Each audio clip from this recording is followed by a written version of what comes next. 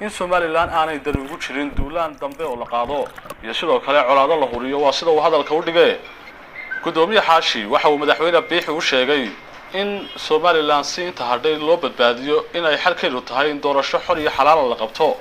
sidoo kalena waxa uu gudoomiyuhu soo dhaweeyay hadalkii maalinnimadii shalay ahayd uu jeediyay Sultan Maxamuud Guuleed oo kamid ah salaadiinta Somaliland haddaba warqadani ayaa waxa ay u dhignay sidani warqad furan oo ku socota madaxweynaha Somaliland Muuse Biixi Cabdi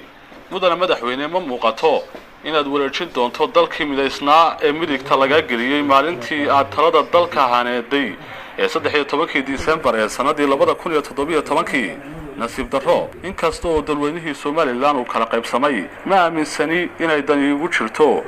duulaan dambe oo dagaal oo dib loo qaado laakiin dantu maanta waxa ay ku jirtaa in la xoojiyo difaaca iyo dib u dhiska ciidamadii qaranka ee niyad jabka iyo nolol xumadu ku dhacday kuwaasi oo aan dacdooda deemoon sidii ay u xagaldaaceen si kastaba teemaan dhowdbaaqaaga iyo dareenkaaga geli in dawladnimadu ay tahay khaatumada sida camalku ay u yihiin cirib dambeedka haddaba waxaan kugula talinayaa inaad xoogga saarto xilligan gaaban ee ka dhiman muddaxilaadkaaga sidii aad isugu hayn lahayd hambada soo hadhay dalkeena dalkana aad uga qaban lahayd doorasho xor iyo xalaal oo lagu xasuusto haddii aad ku guulaysato xaqiijinta labada hadaf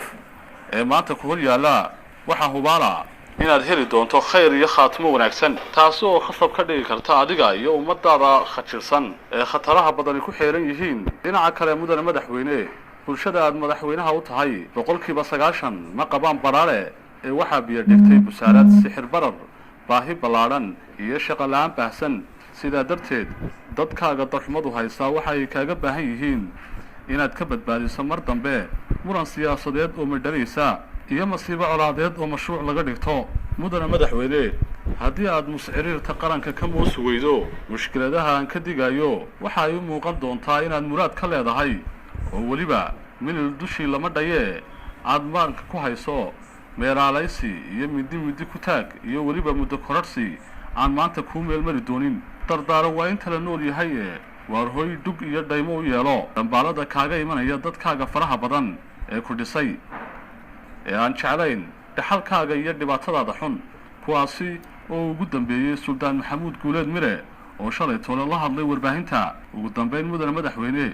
guusha aad hala jirin ee hore la jir gabagabada geediga garwadayka ka tahayna si wacan u gardaadi isla markaasina guulgalkiisa u guriyagee si aanay godobi kaaga raacin gooy waaye garwaaqso inaanay guusha siyaasaddu ahayn imise gubad wax xukumaysay balse guulshu waa galada aad gaadho iyo geediga aad wax xukunto mudane madaxweyne ha ka dhiidhiin dhaliilaha lagu jeediyo iyo dhawaaqyada ka dhanka hase yeeshee waxaad ka dhiidhidaa dhibaatooyinka dadkaad xukumayso ku gadaaman ee dhaqaale xumidu ay lafdhabarka u tahay iyo dhiilooyinka colaadeed ee dhulka qaar ka aloosan maxamuud xaashi cabdi ayaa waxa uu warqadani furan ee uu madaxweyne biixi u diray